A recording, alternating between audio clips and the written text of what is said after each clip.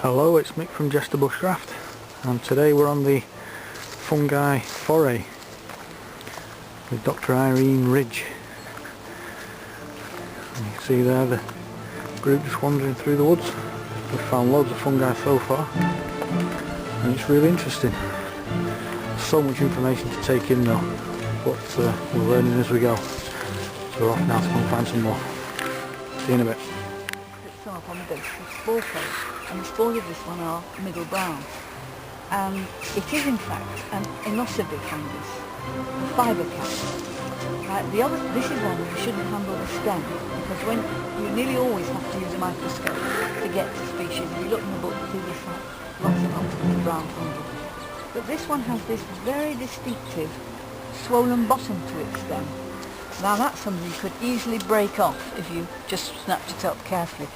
And I think it's most likely to be one with like spores that are sort of very lumpy, shaped almost like a star, called Inossibi asterospora. I can't think of its common name, but I think it has one. But nice one. Probably also with birch. People mistake it for a puffball and eat it, because puffballs young are nice edible fungi. If I cut this, I think we should get the knife out there. You can see one of the main differences for puffballs and puffballs. Right. It's quite tough and firm, and to my nose it has rather a nasty smell, a bit like rubber. I can smell it. Can you? Yeah. Okay, now when you cut it, it's sort of deep purple inside when it's young, and as it gets really old and ripe, it will be deep, sort of dirty brown. This is unripe. It smells like rubber to me.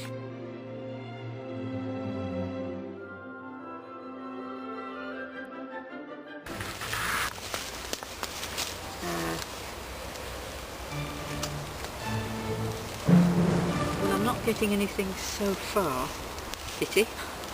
If it were, it would be a little thing called Lactarius tabidus, which does grow with birch and is quite common, but it's a very, very small specimen, and there's lots of other Lactariuses, and you just couldn't tell from something this small. You can see if it dries a different colour on the gills, because sometimes they do. They look white and then they dry grey or green even. Here.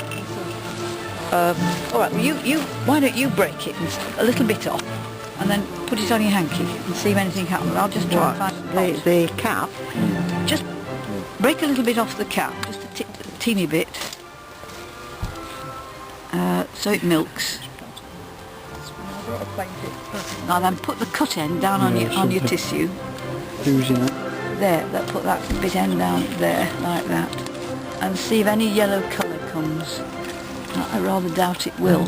It's also got this strong smell, and I don't think Lactarius tabidus has a strong smell. There's no yellow. No, it's not going to be tabidus then, sadly. Oh, it's not nice. No, it's not nice.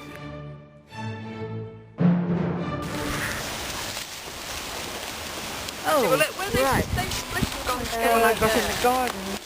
It's quite a lot of them. Now, this one, that's what it looks like on the top, but underneath it's very young still, terribly young. You can see the proper pore layer is this grey bit in the middle, and I think, to my knowledge, there's only one common one with grey pores. I think it's called something like the grey crust or something. It's got an absolutely ghastly Latin name. Jerkandera, B-J-E-R-K-A-N-D-E-R-A, adusta. Now if we look it up in this book, I think I had it. Oh, and there's another earth ball, you see, that's broken open. Oh, I can't even make it get the balls out. You want to hold...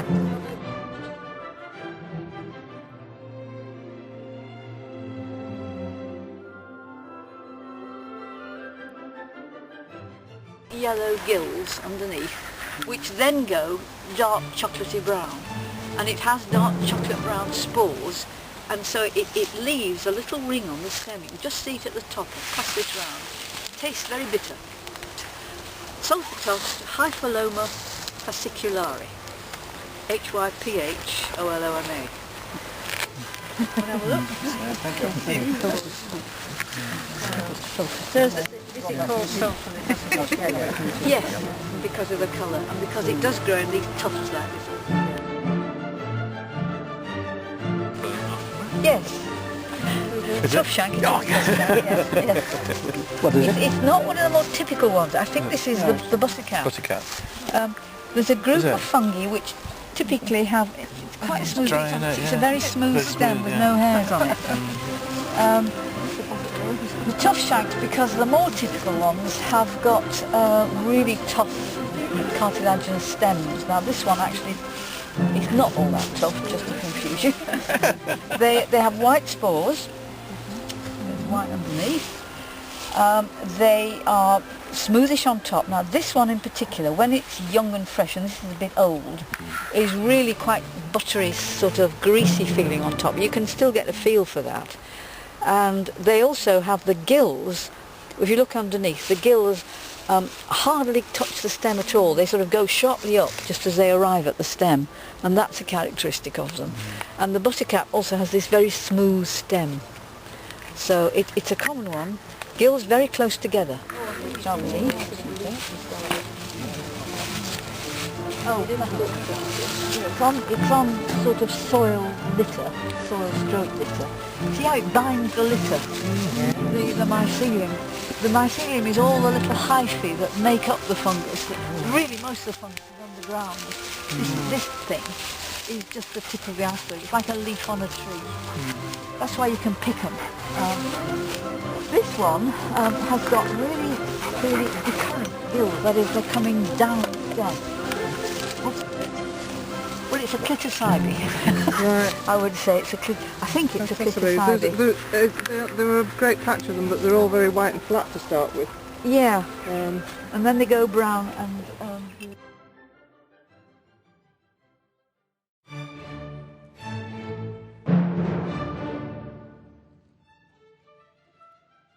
The other one, the grey coral, is really grey. Right. This is more the sort of fawny colour. Right.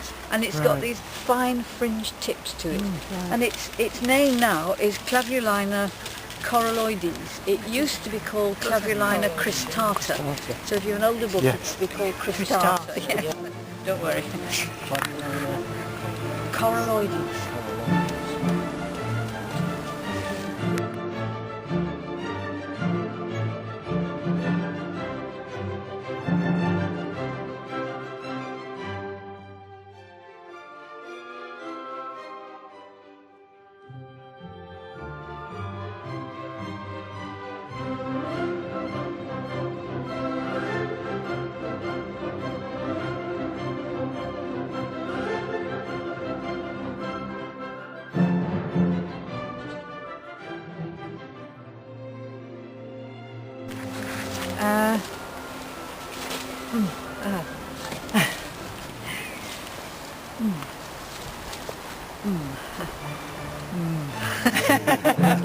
Oh dear. There was another group, older ones, opened up a bit. Just by the fridge, with the next to one of these. Do they all appear to be having pale gills? They are all definitely pale gilled, are they? Yes, I think. I didn't look at the other ones, to tell you the truth.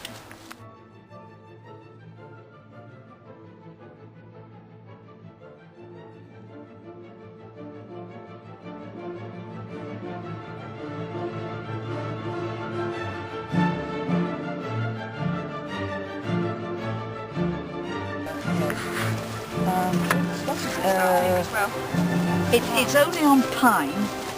It's got this white rim to it, and it can get pretty big actually. I'll have its specific name.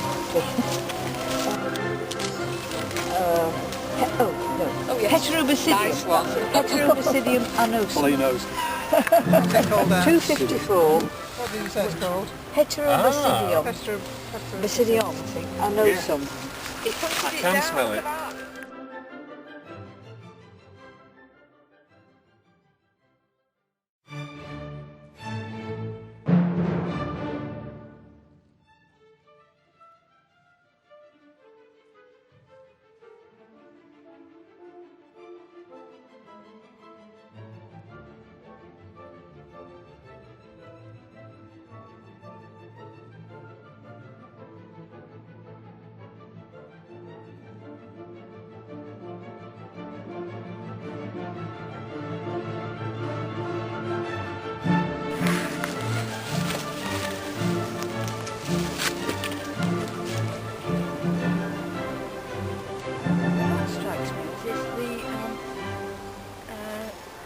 ivy, which is now roses.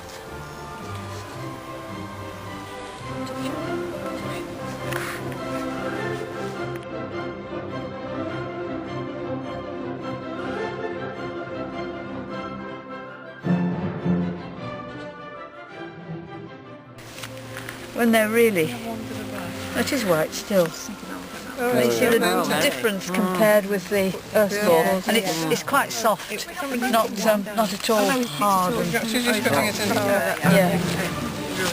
With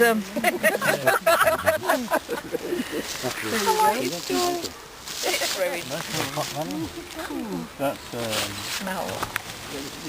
Your home is going to be full of little pretty crawlies as well. great big thing. Very often. But it probably was. It was, yeah. but there was a fresh piece, but I didn't want to break it off. But it was about that size. So. A great big sort of leafy looking cauliflower almost like thing. Yeah, about cauliflower size. Yes, about the size of a cauliflower. What's that? It's frondosa. What's that? It's a common name. Pretty. And it's very hard on top. But it's circular rather than... I suspect it's been on some piece of wood that's fallen over. Right, it's just grown at the top with the post. So it is very gone over.